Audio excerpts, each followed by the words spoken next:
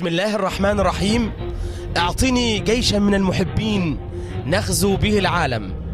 السادة الرؤساء والمرشحين والمحتملين لرئاسة جمهورية مصر العربية، يجب أن نكون عند حسن ظن المشاهد المصري أولا، ثم العربي ثانيا، والعالم ثالثا. يجب أن نحترم ونحترم ونسمع الرأي، والرأي إن كان هناك في القاعدة الأمريكية 300 عالم نووي فكلهم مصريين. لا، انت حضرتك تعرفني بنفسك ونبذة عن برنامجك الانتخابي. محمد أحمد محمد مزروع، عضو مجلس الشعب 30 سنة مستقل عن كفر الدوار البحيرة. علي إبراهيم سيف، الشهرة علي سيف. البرنامج الخاص بحضرتك ممكن تديني عنه نبذة كده؟ نبذة بسيطة: العدل ثم العدل ثم العدل ثم العدل. بسم الله الرحمن الرحيم. خالد بدر عبد السلام، مرشح لرئاسة الجمهورية. البرنامج الانتخابي بتاعي يقوم على محاور عدة: إصلاح التعليم، وهو تطوير المدرس والمدرسة. أنا اسمي عثمان حسن محمد عوض، وشهرتي عثمان حسن صالح. أنا راجل مهندس على المعاش، وفكرة الدخول للانتخابات عشان نختصر الطريق أكتر هي فكرة يعني دائما مهمتنا في الحياة إننا نشارك. ودي مصر ممزقة، مصر محتاجة مننا كل واحد يمد إيده وينتشل جزء من الفساد فيها. كابتن دسوقي ربيع من أوسنا منوفية. بالنسبة للبرنامج متقدم طبعا ترشيح لرئاسة الجمهورية، ومعايا البرنامج اللي هو فعلا لسه منزلش ولا انطرح لحد النهاردة، وكل اللي بيتكلموا في حاجات كلها مشاكل. اتفق مع حضرتك. طب المشاكل عايزة واحد قائد يقدر يدير البلد. خالد عبد الحليم حبيب. نبذتي في الدعاية الانتخابية، ده لو قدر ان كان في دعاية انتخابية اصلا، وضعين حاجتين. الناس كلها اتكلمت على العدالة في المجمل او الحاجة العامة. العدالة مطاطة، كلمة مطاطة تستوعب تحتها حاجات كتير. مش العدالة بس، في حاجة اسمها اللامركزية. اتعلمنا طول عمرنا ان يقولك المركزية ولا مركزية. ليه؟ يعني ايه مركزية ويعني ايه لامركزية؟ قرار. النهارده رئيس جمهورية بيبقى رئيس جمهورية بره مصر، لكن جوه مصر ما يعرفش يعني ايه شعب مصر. في ناس حاطة ايديها على أرض أوقاف وأرض ري، ماشي، ده المفروض تباع لصالح الدولة، عشان الدولة لازم تكون تاخد موارد. طب حضرتك نزلت بنفسك وشفت الأراضي دي وعرفت إن فعلا مستولي عليها؟ من ريف مصر، من المحلة الكبرى، وعارف. وفي ناس حاطة ايديها على أرض أوقاف، وفي ناس حاطة ايديها على أرض ري، وفي حاجات كتيرة ممكن تجيب موارد للدولة. زي في محلات مثلا على طريق سكة حديد ممكن تباع لصالح الدولة، ممكن إنشاء محلات جديدة لصالح الدولة وتؤجر لصالح الدولة. في مراكز الشباب ممكن يتعمل محلات وتؤجر لصالح الدولة. أولا أنا عندي حكاية بالنسبة للجيش، بالنسبة للداخلية، نخلي منهم الأمن المركزي يشتغل في الزراعة. كان في جيش زمان ما حضرتوش حضرتك، كان في الجيش بيشتغل في الزراعة.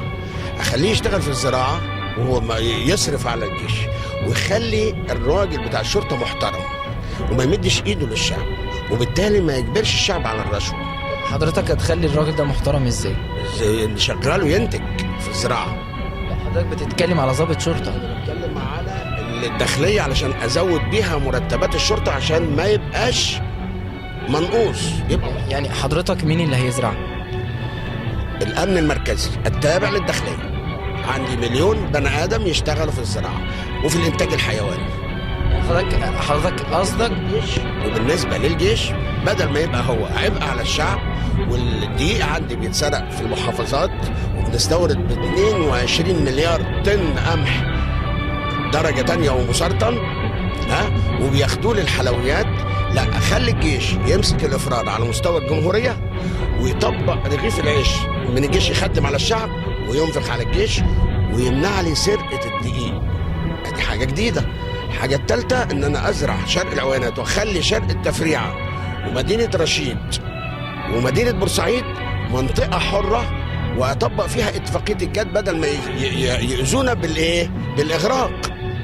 يبقى خليها زي الصين تغزو العالم، يبقى أعمل رواج اقتصادي للمصري.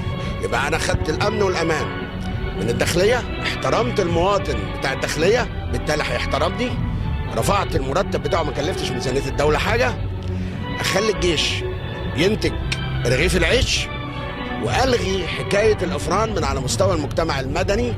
يبقى أنا هنشيل التعبئة اللي هي بتاعت القمح المسرطن، واللي عايز القمح الفاخر المكرر ياخده بالدعم ويدفع للدولة دعم. ليه تجبرني انا اروح امسك بني ادم غلبان بيشتغل يوقف شغله عشان يروح في شهر عقاري يقف قدام بابه؟ طب اديني الفرصه ان انا اقول لك القرار اللي احنا خدناه. احنا هنجيب الاستماره وهنملاها ونحط البصمه الشخصيه للراجل اللي هو يأيدني، وهيحط كمان معاه صوره بطاقته. اذا المسؤوليه دلوقتي تقع على الطرفين، على المرشح وعلى الراجل ده. وانت لو مسكت غلطه حاسب اللي غلط، انما ما تجيش تحجر عليا عشان انا اتعثر وغيري عمال من دلوقتي يلم استمارات. طب حضرتك جمعتوا كام استماره او كام توكيل؟ احنا لسه في مننا جمع وفي ناس لسه ما بدأتش. ليه؟ لان احنا مش شايفين احنا رايحين فين. انا رحت قدمنا طلب للمجلس العسكري عشان خاطر نقعد معاه، عشان نشترط حاجه واحده بس او نطلب منه طلب واحد، ان الشروط دي يبقى فيها تغيير للاصلح وليس للاعقد. وكان رده ايه على الموضوع؟ لم يستجيب. البرنامج بتاع حضرتك قائم على العدل. قائم على العدل. اول يعني ايه هي ملامح العدل في وجهه نظر حضرتك؟ ايه هي الاليات او الحاجات اللي ممكن تطبق بيها العدل؟ تفعيل قانون من اين لك هذا. ماشي. في عندنا ناس النهارده بتبعت تجيب فطارها من فرنسا سخن، في ناس بتاكل من صفيحة الزبالة. ماشي. لو ما وصلناش الراجل اللي بياكل من صفيحة الزبالة انه يعيش عيشة كريمة، يبقى البلد دي عمرها ما هتتصلح. النهارده في اللامركزيه معناه ان انا ادي سلطات كامله مطلقه لكل واحد، مش انا اللي بدي الامر، مش انا اللي بدي القرار. النهارده اصبح وزاره العدل بتاخد من الوزير او تاخد من قاضي او تاخد من مستشار الكلمه. العدل كأنا كمرشح عشان اقيم الدوله ما تقومش على فساد.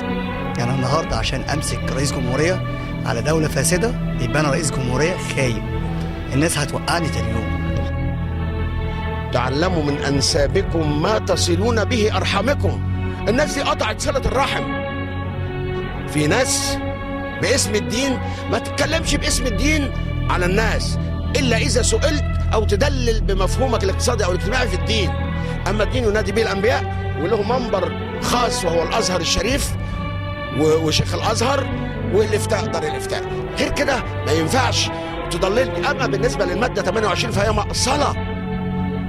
انا واخد قرار بابطال مجلس الشعب في القضاء الاداري في اسكندريه، وحولناها بعد 7 ايام المستشار عبد المعز ابراهيم وعملت له جنحه مباشره ووديناها وموجوده في محكمه النقض بابطال. ازاي انا ابطل واطعن على مجلس الشعب في الدوره الاخيره ديت بعد الثوره، بعد الشهداء المحترمين اللي ماتوا هم عند ربنا في اعلى الدرجات؟ ازاي انا نعلن عليه بالبطلان وتيجي تقول لي خد 30 عضو منه؟ ازاي؟ ثانيا 30 عضو ده ما ينفعش ان الناس المحترمه دي، لان اي واحد فيهم هتقول له اديني امضي للناس ديت هيقول لك لا. اما نرجع للمرشد العام بتاعي، هي الناس دي لما انتخبتك قالوا لك استنى اما نرجع للمرشد العام بتاعنا، ولا ادوك اصواتهم عشان تبقى نائب الشعب كلها وضحكت على الناس ومعاناه الناس بازازه زيت وباسم الدين وبالجنه والنار؟ حضرتك رأي حضرتك في المادة 28، وهل حضرتك متفق معها، وهل باقي الائتلاف متفق مع المادة 28، ولا يكون ليكم يعني دور فيها أو اعتراض عليها أو عندكم اقتراحات بديلة ليها؟ إجابة مختصرة: لا تصلح لهذا الزمان. في بدائل ليها ولا تلغى خالص؟ والله احنا لو قدرنا نوصل لتعديل يتعمل ويبقى في صالح الناخب وفي صالح المرشح ما عندناش مشكلة. انما لو ما فيش وتسيب القضاء هو اللي ياخد كل حاجة بايديه ايه يعني ايه ما اعترضش على القضاء؟ يعني ايه؟ هو ده بشر زيه. وبعدين خلي بالك هو ليس منزه عن الخطيئه. ودينا بنشوف حاجات كتير.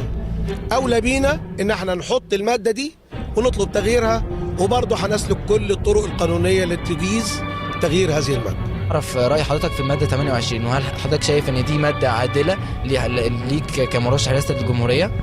مادة غير عادلة بالمرة، وكانت موضوعة لوضع لشيء معين، والشيء ده هو مجلس الشعب احتفظ بهذه المادة لتقييد أي رئيس جمهورية يخش غير مرغوب فيه وغير متفق عليه.